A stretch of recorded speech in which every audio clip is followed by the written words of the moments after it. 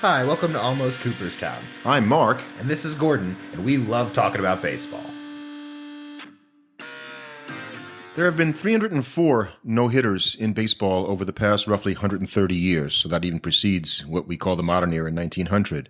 The most recent of which was pitched by Lucas Giolito of the Chicago White Sox just a couple of weeks ago. I mean, yeah, and it was a pretty impressive one. He struck out like 12 or 13. It was like 100-something pitches. It was a dominant no-hitter, which you don't get that often. Yeah. In researching this episode, I looked at, there's Baseball Almanac has a guy who threw 58 pitches, threw a no-hitter on 58 pitches. That's not the accepted record in Major League Baseball. I think it's more like 80, and I can't remember the player. But to throw a no-hitter on 58 pitches. Yeah, I mean, that would be a whole lot of records. And it was in the 40s. So, yeah, but how many innings was that game? That's a good point. I don't know if it was a full 9-inning game, and you bring up a great point, because prior to 1991, a no-hitter had to be a completed game, which means that there are 5-inning rain no-hitters. There, you could, be rained out after 7 innings or whatever it would be, and so 31 no-hitters were wiped off the books because that year they changed the rule to say you had to pitch 9 innings. I mean, there's probably a guy or two in there, like because one of the things I remember, when we were doing the prep for this show, we were talking about is like that would even wipe out a guy that had a no-hitter through 8, but his team was down and they were the away team, so he just never even gets a chance to pitch the 9th inning. That's like the one guy I feel bad for in that circumstance. And we're here to talk about the worst no-hitters, meaning a performance that the pitcher probably himself would say, in fact, you'll find this to be true. Some of the pitchers I don't even really like thinking about that as a no-hitter. It's just what happened. People have lost no-hitters before. Yes, just think more about than that. Once. The other team doesn't get a hit, they don't record a hit, and you lose the game. Now, there have been 23 perfect games in history, and I don't think either one of us would do anything but, bow and tip your cap to somebody who pitches a perfect game. You can get lucky, but that's tough to do. You can throw a messy no-hitter. You can't really throw a messy perfect game. Just look at the name. It's a perfect game. There's not a lot that can go wrong during it. So we're going to kind of go down a list that was put out by Major League Baseball and their ranking. I don't know if I want to rank them. I just like talking about the fact that these guys went out there, and some of the names, you'll remember, and some of the names are pretty obscure, actually. Yeah, some of the guys I've certainly and not just counting guys that were born, like a decade or not even a decade, like a century before I was. It's kind of hard at that point, but there are people from back there that you're like, oh wow, yeah, that is a pretty miserable performance despite throwing a no-hitter. So you asked me a question before this episode started, just about both leagues, right? Was this? Oh yeah, so it was actually a cool little piece of trivia. And it was, I found this out, and I think it's just interesting because of the guys, 3 of them I know pretty much everybody could get. So there have been 5 pitchers in Major League history that have thrown a no-hitter in both the American League and a National League. Now, one of them is pretty obvious. Right, because Nolan Ryan had a long career in both leagues. Yeah, so Nolan Ryan... He had 7 no-hitters. And he had 7 no-hitters. So Nolan Ryan's pretty much guaranteed to be on that list. Sandy Koufax, I think, had 4, but he only pitched for the Dodgers, so certainly not him. Not Sandy. I remember. Okay, so because this guy and I don't remember the game because I was a little kid. Jim Bunning, who went on to become a senator from Pennsylvania, he pitched one against the Mets, a perfect game on Father's Day in 1964, and I think he pitched one in the American League too. You are correct. Oh, okay. He was the one that I wasn't sure because I just don't really have a frame of reference. He's a Hall of Fame pitcher. I wasn't sure, so that's why he was the one that I wasn't sure on because I just don't know him particularly well. And then if I were to go down, There's 2 more pretty obvious ones. Yeah. I could give you a major hint that gives it away. Okay. He's got an award named after him. That guy. Okay, yes. Well, yeah, I guess that's right. He is in the modern era. Cy Young. True Young. I think his first name was Denton True Young. He threw one for the Cleveland Spiders. And then he threw one for the Boston Americans and the Red Sox. Well, the Americans became the Red Sox. So he threw one before they were the Red Sox. So there's 2 guys left. One of them, not part of the show, we were actually just talking about him recently. And we were talking about his pitching mechanics. Oh. And where his foot was falling. Oh, Randy Johnson. Yes, he threw one for the Mariners and the Diamondbacks. Right. Now, this last one, I don't think you could get. Yeah. It's a name you'll know, and you'll be like, oh, wow, I didn't even know he had 2 no-hitters. Yeah, well, obviously you're the one. I'm so confident that I could probably give you the teams. I don't think I'm going to get this. The teams were for the Dodgers and the Red Sox. The Pedro Martinez. Nope. Same era, though. God, I thought I had that one. Hideo Nomo. Hideo Nomo also pitched for our Mets. Oh, but you Didn't throw any no-hitters for the Mets. What I didn't even realize he has 2 no-hitters. Yeah. He was quite the pitcher when he came. Okay, so let's talk about the lousy ones, right? And, and there's a pretty long list. Why don't you go first, and we'll. Well, I think this is who they ranked as the worst one, and interestingly enough, it actually falls into the category of I don't think it's counted anymore because it's an 8-inning no-hitter. Oh, but it happened, It happened in 1992. Okay. That was Matt Young pitching for the Red Sox against the Indians. He threw 8 innings. So it's not, and it's funny because that would be MLB is doing this, but after they changed the rule. After the changes, but it's just such an unofficial no hitter, but it's a pretty nutty game. Go ahead. Threw 8 innings, gave up 2 earned runs, which is impressive when you think about it. He didn't give up a hit. Walked 7 and struck out 6, and gave up 6 stolen bases. 6 stolen bases. So basically, what they were saying is that just like all game they were just running around on them, and the only reason he didn't end up pitching the 9th was because the Indians were up 1-0 already, and the Red Sox were the away team. So he's the kind of guy that technically threw a no hitter, and you kind of feel bad for him because it's not his fault his team didn't score. But I think he's also a guy who acknowledged that he doesn't even like talking about that because he didn't really feel like it was a special game. They lost, all that. Exactly, and he was just like, but they didn't get any hits and the game's over. Yeah, right. Well, what's it like? He's like, I did everything that I can do. We didn't win, so that's all. But everybody has that idea that a no-hitter, a perfect game, has that moment where you either have that last strikeout or that last out, and then the pitcher's jumping up and down on the mound. I guess a lot of these guys probably were. Well, and the second guy, I think, is still pitching. I think he's still just recently got a contract, and he's pitched for a bunch of teams in his career. Oh, yeah, he was all over the place. This was back in 2010, 149 pitch gem, of course. Edwin Jackson of the Diamondbacks did pitch 9 innings. Yeah, full, complete no-hitter. Right, and he only had one hit by pitch and 6 strikeouts, and it was just he threw so many pitches through 3 innings. It was hard to believe that he could actually make it through the game. Especially because he somehow got himself into a situation where he had the bases loaded and nobody out.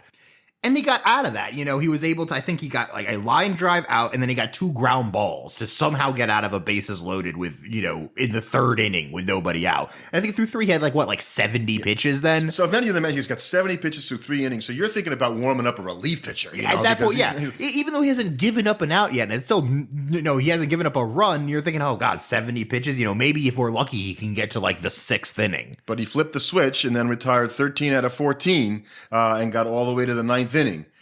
So he 149 pitches. Well, and he's still pitching, which is interesting because I'm sure Johan Santana is not on this list, the first no-hitter for the Mets, and he threw 140 pitches and was never the same pitcher. Terry Collins still rues the day that he left him out there. And though I think you could argue that maybe Santana's kind of does belong on this list, considering that guy totally had a hit on him. Yeah, that was totally a hit. I'll take it. I was watching it. It's the only Mets hitter in recorded no-hitter in recorded history, but it was very much a fair ball down the left. And didn't Mike Baxter run into the wall and get injured, but made a great catch? Made an unbelievable play to save that game. Yeah. So but it is something that when you leave a guy out there, and in fact, what you may not know is out of all the teams in Major League Baseball, there is only one team. Mm-hmm. That does not have a no-hitter since the Mets finally got one with Santana back in 2012. I have no idea who it is. It is a team that's been around for 50 years. AL or NL? It is a National League team, so it's not a new team. It's 50 years. I guess that's certainly not a new team. The Rockies? The Rockies are more recent than that. More recent. They started in 93. So I don't know. So it is the San Diego Padres. Interesting. So they're the only team in Major League Baseball that has never had a no-hitter. And they are also the only MLB team that's given up a home run to Bartolo Colon. And they've never won a World Series. So we're not jumping on the Padres, by the way, who are having a great season this year. But the point is that when Santana was left in to finish that game, the Mets' inability to ever have a no-hitter after their own 50 years of existence. It meant something. Yeah. Getting that no-hitter meant something. Yeah, and Santana will probably tell tell you the same The thing. fans, to the organization, to the team, getting that no-hitter was a big deal. And as all Met fans, bow our heads in a little sadness this week with the passing of Tom Seaver, who had, when I was a kid, one of the most famous one-hitters of all time against the Cubs on July 9th, 1969, giving up a soft single to left field, clean hit to Jimmy Qualls. No one ever remembers Jimmy Qualls unless you're a Met fan. And that ended up being a one-hitter. And Seaver never pitched one for the Mets, but he did pitch one for the Chicago White Sox. And then you feel bad because you have a guy like that goes out and turns into what was a no-hitter worthy performance. Then Actually, it was the Reds. Then you have a guy like A.J. Burnett, who, had a no-hitter, threw all 9 innings, but he walked 9, hit 3 guys. He was just a pitcher who, had potential his whole career. And I guess when you throw a no-hitter, that might have been realized. But I always felt he, kind of was given a little bit more credit for being a better pitcher than he actually was. He was a guy you always dreamed of if he could just put it together for an actual full. And he was also hurt all the time. Yeah, and there's no question about that. So another guy in this list is a guy you've already talked about in one of our prior episodes. And that is one Doc Ellis. Well, because it's the reason why you talk about Doc Ellis. Yeah. I guess because it's just a no-hitter, and it was a 2-0 game. The Pirates beat the Padres, and so other than that, he had trouble throwing strikes in that game because I guess the plate looked like a balloon or something like that. But he got through 9 innings, and I'm not really sure why this is on that list in terms of it being that weird a no-hitter, because I don't think there was any particular. I mean, he did walk 8. Yeah. Well, that's how. That's and amazing. he hit a guy. So when you put on 9 guys onto the base runners, I mean, I guess in some ways these are indictments of how anemic some of these offenses are. That they could get 9 free base runners and not manage anything. So 6 strikeouts though, and he pitched at least all 9 innings, so that one counts. Yeah. Then you got another one here, who's another one that from this list, where I feel like this is a cheeky one because it's only a 5-inning one, and so I feel like it's kind of hard to talk about it in the same, even as like the rarefied airs as the other not so great no hitters. Well, by today's standards, that would have been one of the 31 that was wiped out. Yeah. And I think it's just like this was even recorded as a perfect game, and I think what's more interesting is that. So this was a game in 1984 between the Expos and the Cardinals. And the Cardinals started accusing the pitcher, David Palmer, of throwing a mystery pitch during this game. They couldn't figure out what he was throwing during this game. Bring back the spitball, maybe? And so they're like, how can you... And so they were just like, they didn't know if it was a spitball or what. And it's just interesting that there was just this one game where they're like, what is he doing out there? They couldn't figure it out. And it was working for him. He had a perfect game through 5. Right. What erased that memory that same year, later that year, September 30th, Mike Witt threw a perfect game. And throwing the perfect game, that was legit no-hitter for that season, and it kind of wiped away David Palmer's, not impressive feat. You are the only thing you remember it for is throwing a 5 innings of perfect ball. So on the list is another game, and when it happens in these leagues that aren't the American or the National League, but still pro, so I guess it's considered Major League Baseball.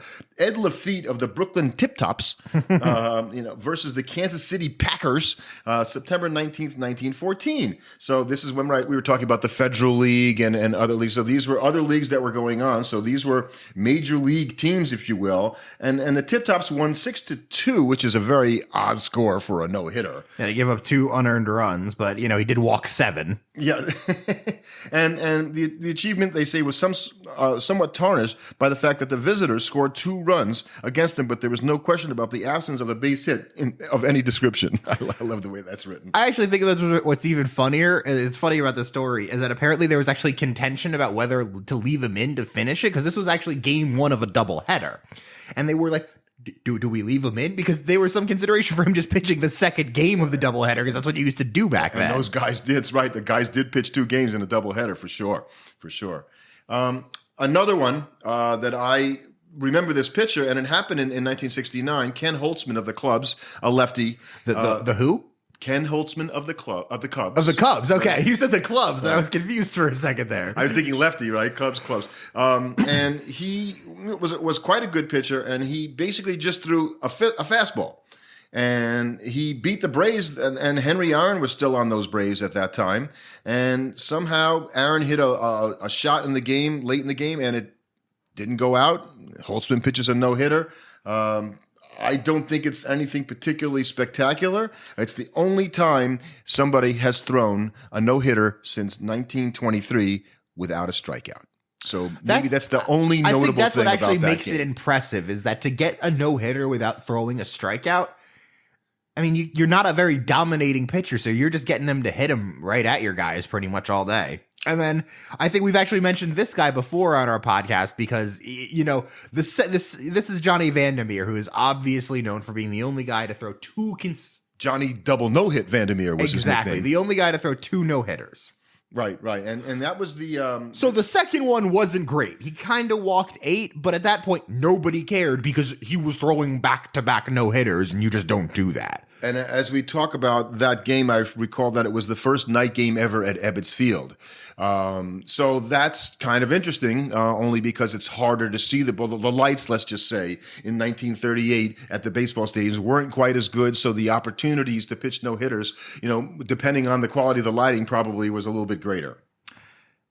This next one, I'm not sure quite, because this kind of qualifies in my mind as just being like, how did this guy manage to put this start together? Because I don't think I've ever heard of him outside of this one start.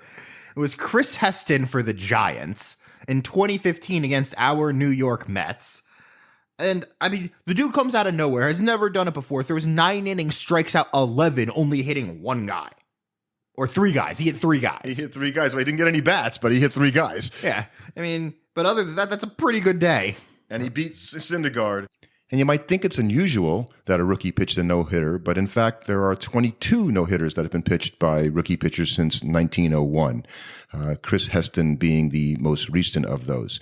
And you wonder if rookie pitchers maybe aren't as quite aware as what's going on. They're just out there, you know, pitching in their first season, trying to get a win somehow, and maybe they're just not as aware during the game. The idea that any pitcher wouldn't know that they're throwing a no-hitter is laughable. I'm sorry. Right. Because, you know, when you watch a guy throw a no-hitter, in the past, not so much now, but it was really like nobody would sit next to him on the bench. You couldn't say, hey, you got a no-hitter going. But like that's fine. I can understand, like, hey, leave him in. He's in his zone. But the idea that the pitcher himself is like, oh, you're going to surprise him by the way, you know, you're throwing a no-hitter today, and he's just going to be like clueless about it. No, it never happened. Yeah, I don't think it happens anymore, although pitchers still talk about times that they weren't looking at, they look up at the scoreboard. And I don't believe that. There's no, because to me, if you're saying that means you're not even aware of what's going on in the game around you.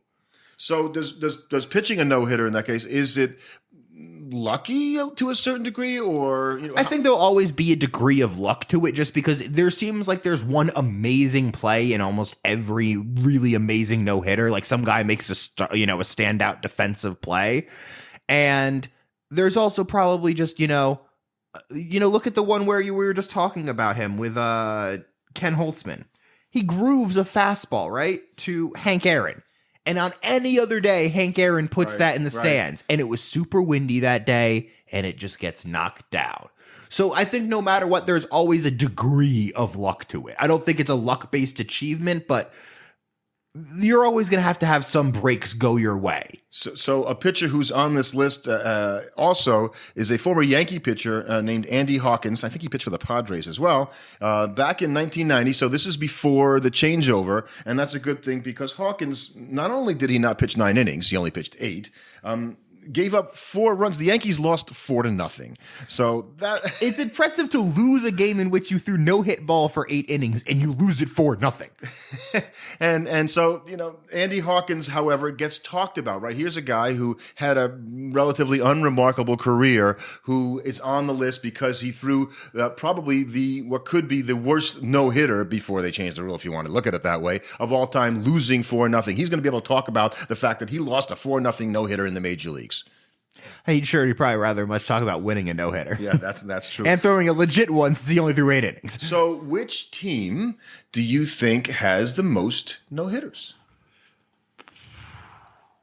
So this is where I want to throw out like some kind of cheeky guess, like the Astros or the Rangers, just because I know Nolan. You got to think history.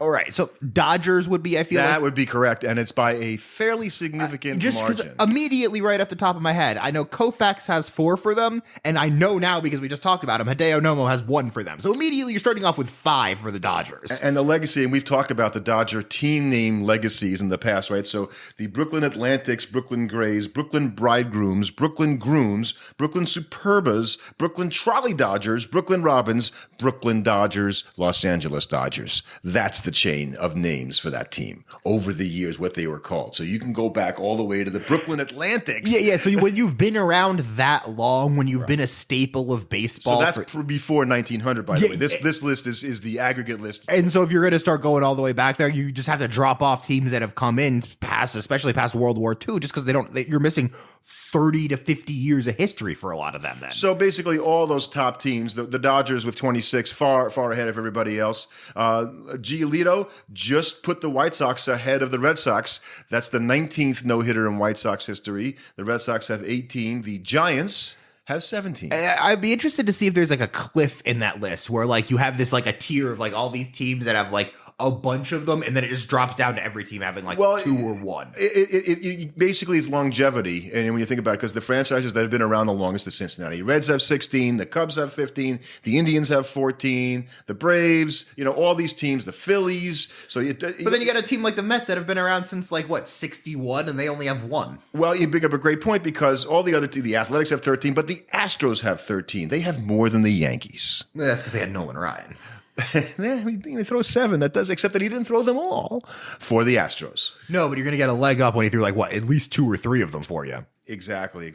So it's not that there's a certain amount of good fortune to throw a no-hitter, and then you can have the no-hitter that wasn't, which we talked about briefly with our friend Mr. Galarraga and the call at first base that would have been a perfect game. That was a right? perfect game. You're right. So we're not going to get into the ones that just got away. How many no-hitters have been lost with wasn't there one between the Yankees and the Red Sox where I think it was Mike Mussina had either no-hitter or perfect game with 2 outs in the 9th inning, and Carl Everett got a single to break up the perfect game or the no-hitter. I remember that pretty late early 2000s or late 90s. And we talked about Harvey Haddock's perfect game into the 11th inning in an earlier episode that they ended up losing on a home run by Joe Adcock. Yeah, I wonder if there have been other no-hitters like that where like a guy had a no-hitter through 9 innings, but Jim Maloney, neither of the team Reds had scored, so it just kept going. Yep, Jim Maloney pitched into the 10th inning, and so he pitched the 9-inning no-hitter. So would that go as a major league official no-hitter by these standards? Well, I don't know, because if he kept pitching, that's where it gets interesting. He pitched into the 10th inning. But he kept pitching. What if they had pulled him after the 9th inning with the no-hitter? Now he's got the no-hitter intact. Well, if the rule is 9 innings... Then right, that's a no-hitter, so right? that's a no-hitter, and I think that's kind of fair. I mean, how long do you want the guy to pitch? And then do you count? Or now this is just purely conjecture. Do you count combined no-hitters? Are those as special to you? No, there's Billy Wagner had a weird run with Octavio Dotel, and the Astros had I remember, 5 pitchers. Yeah, there was they it was against the Yankees, and they threw like a billion pitchers out there. And no, that's not a no-hitter. It's not the same, and it's unfortunate because the relief pitchers can never have that kind of shining moment in the same respect that but you know what? That's the curse of being not the starting pitcher. You can get the glory sometimes. I'm reading a really interesting book now by Tyler Kepner, Baseball in 10 Pitches. And one of the things that comes out of that and makes me think about no-hitters going by the wayside is that the future of pitching is likely to be 3-inning pitchers that throw balls to the wall for as long as they can, and they get out of there. Going to throw 45 pitches every 3 days. Mm-hmm. Okay, and you're just going to give them your best, and you're just going to bring them back. And that the whole way of having the starter who's got to wait 5 days to pitch again because he needs rest, that could go by the wayside because you simply can't put stuff in the bank like you used to be able to, and not throw your hardest pitch. And you could also think about it this way: if you're the New York Mets and you have the option to have Jacob deGrom pitch the same number of innings, but in 60 games instead of 40, you probably have a better chance to win. You probably need, though, another 11 guys on the staff named Jacob deGrom, and that's the problem. Yeah, with that. you give any staff 11 guys named Jacob deGrom, you're going to be doing pretty well. So the point I was trying to make is that I think you're going to see fewer and fewer no hitters. It's even though they've been fairly consistently to that almost 3 a season over the history. I think it's the kind of thing where you'll still see it because there will still be it's already a thing that for the most part only of the elite level guys ever really achieve. And there will still be guys, even when you're throwing 3 innings, that's the way you're doing it. There'll still be a guy where you're like, you know what, this is a guy we can ride. He's got it today. Let's see how far he can go. And particularly if, let's say, you have a freaky game where you've pitched 3 or 4 innings and you've got, 26 pitches after the 4th inning. You're not going to pull that guy just for the sake of pulling him. So I think that's kind of the way that it's going to happen. But it should be interesting to see if there will be, there won't be bad no-hitters like the ones we've talked about. No, because why would you leave a guy in there? You're not going to have a guy that, throws 70 pitches in the first 3 innings and gets to keep going that long.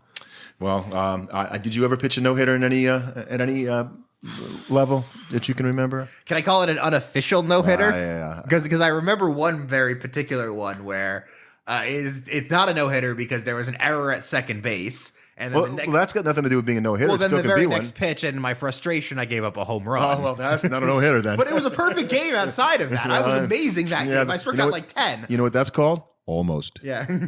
Called a very good start. Thanks for listening. Subscribe to our podcast on your favorite platform. And you can follow us on Twitter at AlmostCoop.